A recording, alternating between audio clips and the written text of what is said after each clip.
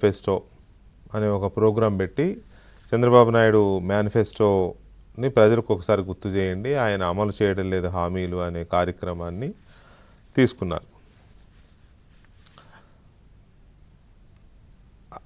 ఆ కార్యక్రమం రాష్ట్ర వ్యాప్తంగా జరగడంలా. మొదటి రోజే చేద్దాం అనుకున్నారు, ఎవరు రాకపోయేసరికి ఆపేశారు, ఎక్కడా జరగడంలా. కానీ కృష్ణా జిల్లాలో 1-2 చోట్ల సెలెక్టివ్ ప్రాంతాల్లో చేయాలని జిల్లా నాయకులు అనుకున్నట్టున్నారు. ముందు రోజేమో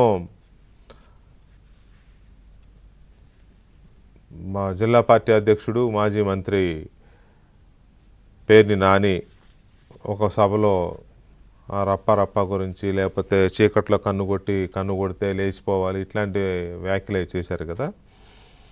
ఆ నెక్స్ట్ డేనే గుడివాడలో ప్రోగ్రాం పెట్టారు. ఇదేంటంటే కయ్యానికి కాలు దువ్వే కార్యక్రమాలు ఇవి.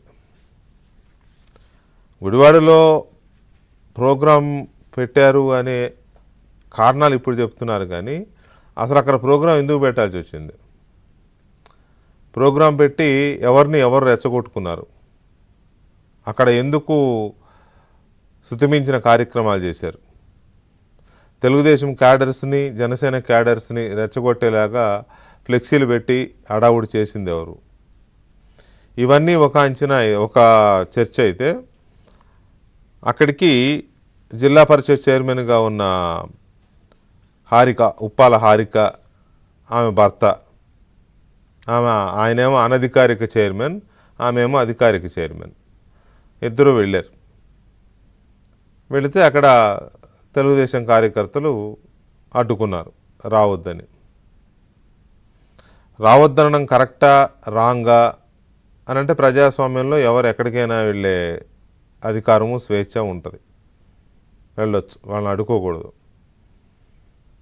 కానీ వైసీపీ చేసిన చర్యలు కానీ, చేసిన పనులు కానీ అవే ఇప్పుడు రిపీట్ అవుతున్నాయి, అక్కడక్కడ, అన్ని చోట్ల కాదు. కాబట్టి వైసీపీ ప్రశ్నించడానికి అర్హత ఉండదు, వైసీపీకి నైతికత ఉండదు, అర్హత ఉండదు. ఇక దాని మీద అది కంటిన్యూ చేస్తున్నారు, గుడివాడలో జరిగిన గొడవని కంటిన్యూ చేస్తున్నారు.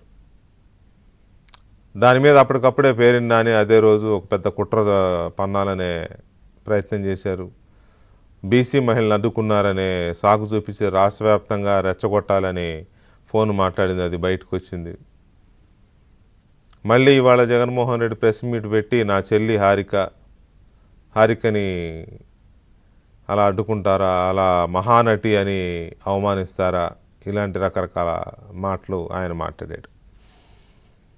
జగన్మోహన్ రెడ్డి మాట్లాడిన మాటలు, ఆయనకు ఆ నైతికత ఉందా లేదా ఇవన్నీ తర్వాత మాట్లాడదాం. కానీ అసలు గుడివాడలో ఏం జరిగింది అనేది చాలా ఇంపార్టెంట్. పేర్ని నాని చేసిన ఆరోపణలు ఏంటంటే, లోకల్ ఎమ్మెల్యే ఒక గూండా, ఆ గూండాకి రెడ్ బుక్ లోకేష్ డైరెక్షన్లో ఆ గూండా జరిపించాడు ఈ కార్యక్రమం అంతా అనేది పేర్ని నాని అండ్ వైసీపీ లీడర్లు చేసిన ఒక ఆరోపణ. రెండో ఆరోపణ, నిన్న కాంగ్రెస్ పార్టీకి చెందిన మాజీ మంత్రి కటారి ఈశ్వర్ కుమార్, ఆయన వచ్చి ఆయన కాసేపు హడావుడి చేసి వెళ్ళాడు. చేసి కొడాలి నానికి నా సపోర్ట్ ఉంటుంది, నా మద్దతు ఉంటుందని చెప్పి ఉండొచ్చు, తప్పేం లేదు, ఎవరి మద్దతు ఎవరికైనా ఉండొచ్చు. కానీ సడన్ ఎంట్రీకి కారణం ఏంటి?